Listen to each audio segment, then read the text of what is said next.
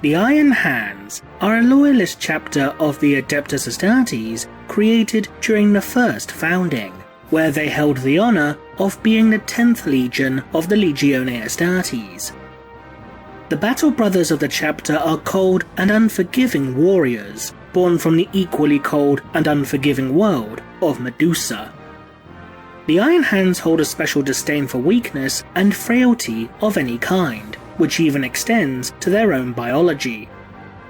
One of the core beliefs held by the Iron Hands is that the flesh is weak, leading to the chapter's warriors to replace much of their body with bionics and cybernetic prostheses. Some members of the chapter have even been known to have certain gene seed organs surgically removed from their bodies, due to viewing such biological implants as being redundant, irrelevant, or simply due to the fact that cybernetic and mechanical replacements will act as superior substitutions for these organs. Over time, a warrior of the Iron Hands will grow to become more machine than man. The Iron Hands hold all things mechanical in high esteem, viewing technology as being inherently stronger than any biological process. As a result of this, the chapter has developed incredibly close ties to the Adeptus Mechanicus, who also share in this system of belief. The Iron Hands hold the unfortunate distinction of being the first Space Marine Legion to have their Primarch perish during the conflict known as the Horus Heresy, when Ferrus Manus was slain by Fulgrim, the Primarch of the Emperor's Children Legion, during the course of the Istvan V Dropsite Massacre. It is said that this event was what caused the Iron Hands to become as cold, unfeeling, and unforgiving as they are today, claiming that Ferrus Manus died due to being ruled by his passions and emotions, traits which would become seen as weaknesses to the modern-day Iron Hands. Unlike the majority of other Space Marine chapters, the Iron Hands do not have a single fortress monastery. Instead, each of the chapter's clan companies utilizes a gargantuan mobile fortress known as a land crawler or land behemoth, which can best be described as a combination of fortress monastery, aircraft carrier, and super heavy tank.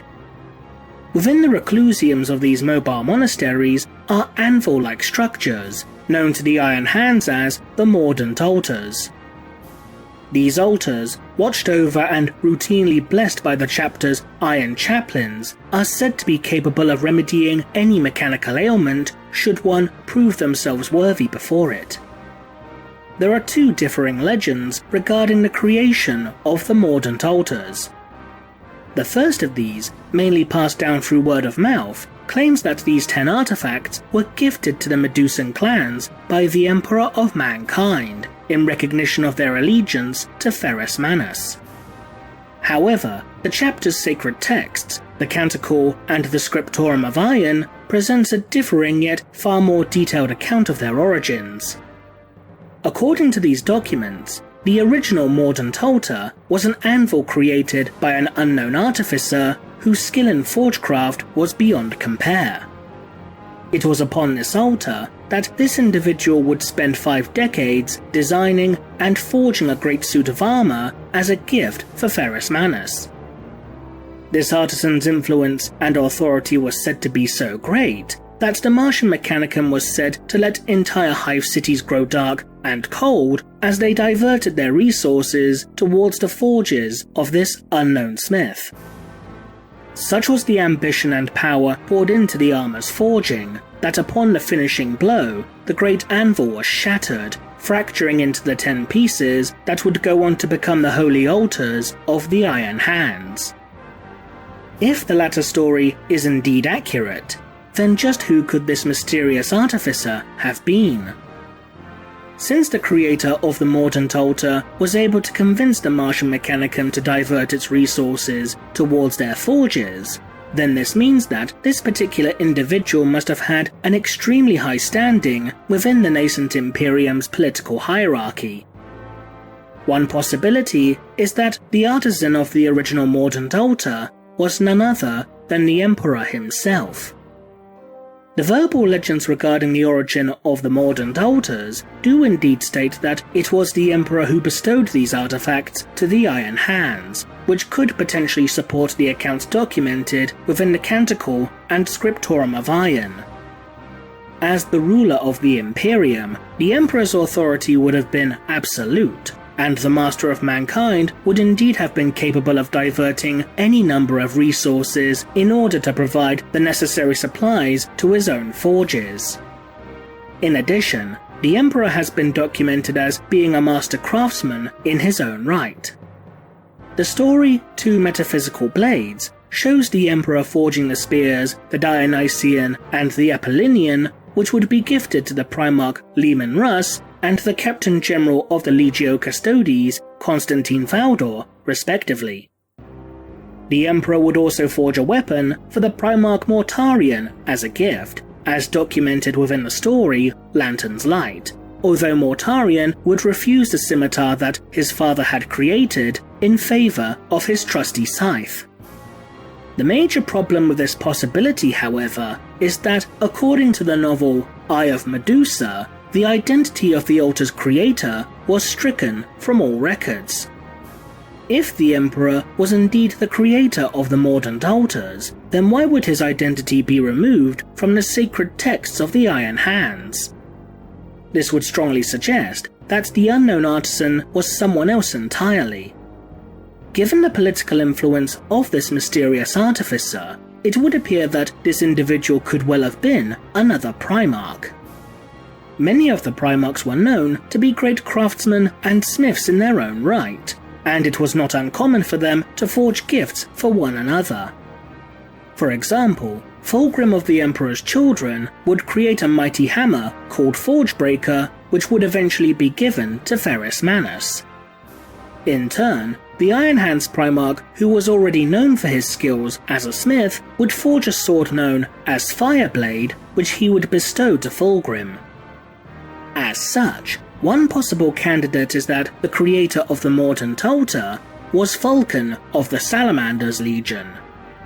Vulcan, almost more so than any other Primarch, was famed for his abilities as a blacksmith, even being unofficially deemed as the Emperor's weapon maker. Vulcan's proficiency in the art of the forge would lead to the Salamander's Primarch creating countless examples of weaponry, armor, and even vehicles. But again, in a manner similar to the arguments laid out for the Emperor, is that if Vulcan was indeed this mysterious artisan, then why would all trace of his identity be removed from the records of the Iron Hands?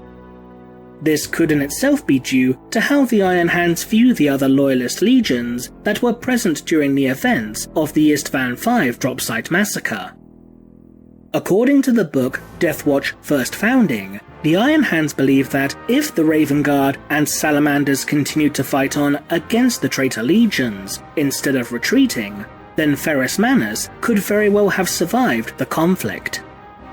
This is even partially supported within the 6th edition Space Marine Codex, where at a great feast following the liberation of the Keldar system, the Iron Hands refused to sit at the same table as warriors from the Raven Guard, despite showing no such animosity towards the other chapters present.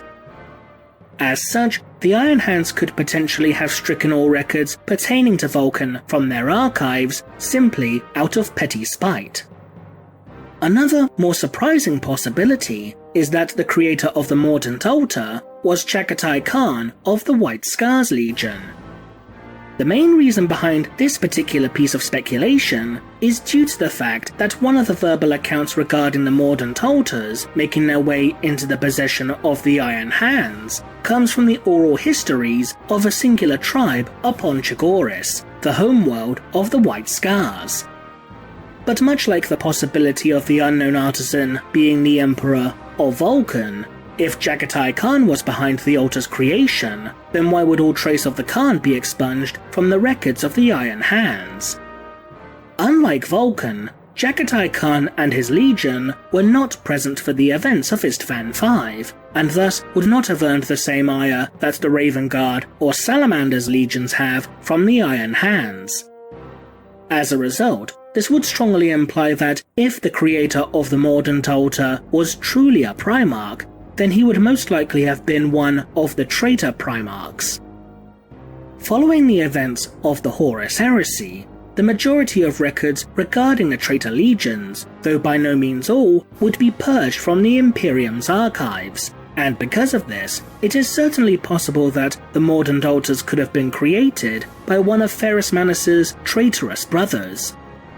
One potential candidate in this regard is Fulgrim. The Primarch of the Emperor's Children was known to have had a close bond with Ferrus Manus during the course of the Great Crusade, though he would eventually slay the Iron Hands Primarch upon Istvan V. Since Fulgrim, as mentioned earlier, had previously fashioned a gift for Ferrus, then this, at least initially, wouldn't appear to be outside the realm of possibility. Despite this, records of Fulgrim's connection with Ferrus Manus still remain within the archives of the Iron Hands, although it is admittedly possible that Fulgrim's link to the Mordant Altars could have been expunged so as to not taint such sacred artifacts with his connection. Alternatively, the creator of the Mordant Altar could have been Perturabo of the Iron Warriors Legion. While many of the other Primarchs were famed for forging great and powerful weapons, Perturabo, by contrast, despite his sullen and stubborn nature, was known for fabricating not only various weapons and suits of armor, such as his customized Terminator armor, the Logos, but also many elaborate and surprisingly delicate creations. As detailed within Angel Exterminatus, such creations would include a number of clockwork automatons, including a golden lion that was intended as a gift for Lionel Johnson of the Dark Angels, a celestial timepiece for Abute Gilliman of the Ultramarines, and even a fully functional replica of a Warhound Scout Titan. Because of this, it is certainly feasible to assume that, during the course of the Great Crusade, Perturabo could have fashioned a gift for his brother, especially when you take into account that both the 4th and 10th Legions were Iron Legions, so to speak. But given that the identity of the artisan behind the Mordant Altar was stricken from all records, then perhaps this artifact was in fact created by one of the two Lost Primarchs.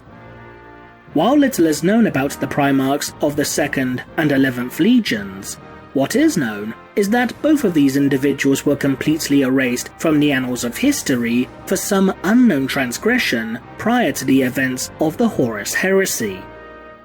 Despite there being little to no evidence to suggest that one of these two Primarchs could have created the original Mordant Altar, and the subsequent suit of armor for Ferrus Manus that would supposedly shatter the altar upon its completion, there was an opportune moment for one of the Lost Primarchs to have created such a gift for their brother.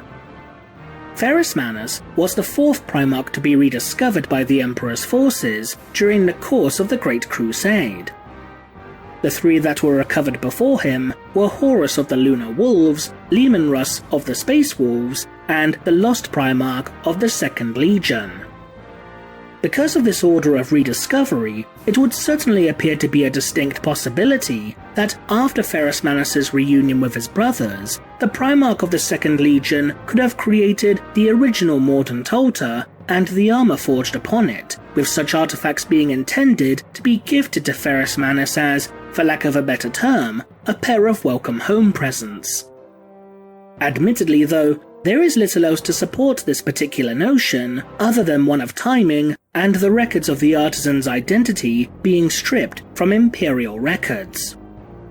Alternatively, both stories recounting the origin of the Mordant Altars could be false, due to the truth behind their creation and acquisition being lost to the annals of history.